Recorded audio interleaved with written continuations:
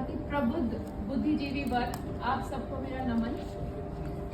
आज इस महाकुंभ में हम यहाँ इकट्ठा हुए हैं एक मंथन के लिए, सामाजिक मंथन के लिए। मंथन जब भी होता है, जब समंदर मंथन भी हुआ था तो वो अमृत निकल के आया था।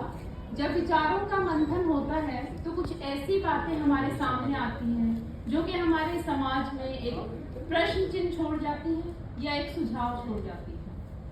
आज का जो हमारा ये कार्यक्रम है, इसमें मैं बहुत बहुत धन्यवाद करना चाहूँगी बड़े भाई राजेश कुमार जी का और संजय भाई का, जिन्होंने एक ऐसा आयोजन किया है। समाचार प्यारी ग्रुप को बहुत बहुत शुभकामनाएं। और क्योंकि हमारा जो पहला जो हमारा पड़ाव था वो था अध्यात्म पे। जब हम बात करते हैं अध्यात्म की, तो अध्यात्म एक चिंतन है, एक दर्शन है, परंतु ये भी बात है कि हर जो हम आत्मा की बात करते हैं तो आत्मा तो ईश्वर से जुड़ी होती है, क्योंकि हर जीव अलग होता है तो उसका नजरिया अलग होता है। इसलिए जब हम अध्यात्म की डेफिनेशन देते हैं तो उसकी जब व्याख्या करते हैं तो वो हर इंसान के लिए अलग रहती है। थोड़ा सा अध्यात्म के बारे में, क्योंकि मुझे बोला गया था मेरा कोई भी विषय था तो मेरा अध्यात्म रहेगा। इसके बाद मैं बारी बारी आप सबको भी यहाँ आमंत्रित करूंगी आपके विचार सुनने के लिए। मेरा अनुभव बहुत कम हो सकता है क्योंकि इतने बड़े बड़े महानुभाव यहाँ बैठे हैं, तो अगर कोई भी विचार ऐसा लगे तो उसके लिए क्षमा प्रार्थी हूँ। जब हम अध्यात्म की बात करते हैं तो सबसे पहले तो अध्यात्म को धर्म से ना जोड़ा जाए। धर्म और अध्यात्म एक नहीं है। धर्म हमें सिखाता है कि हम बुरी आदतें छोड़ें और अच्छी आदतें अपनाएं, जबकि अध्यात्म हमें नहीं कहता कि हम कुछ भी छोड़ें या अपनाएं।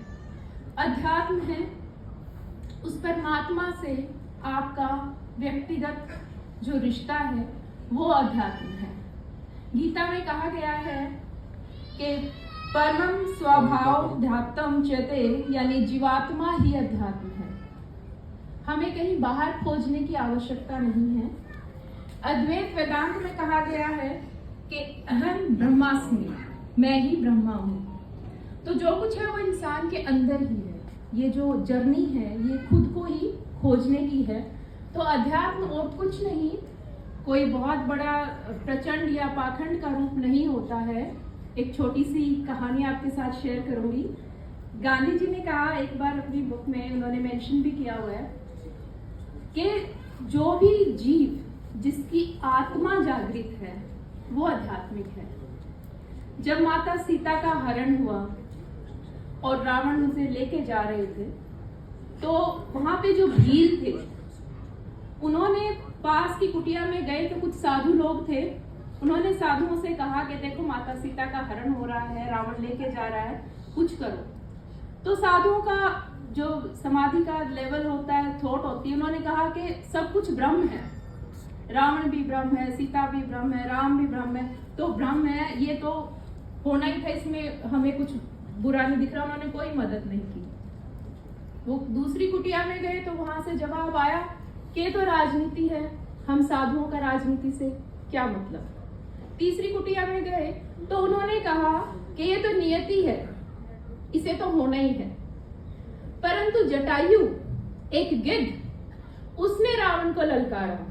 उसने कहा कि मेरे होते हुए हे रावण, तू ये कार्य नहीं कर सकता, क्योंकि उसकी आत्मा जागृत थी। जिसकी आत्मा जागृत होगी वो कहेगा कि मेरे होते हुए ये अन्याय नहीं हो सकता। तो आध्यात्मिक कौन है? जिसकी आत्मा जागृत है।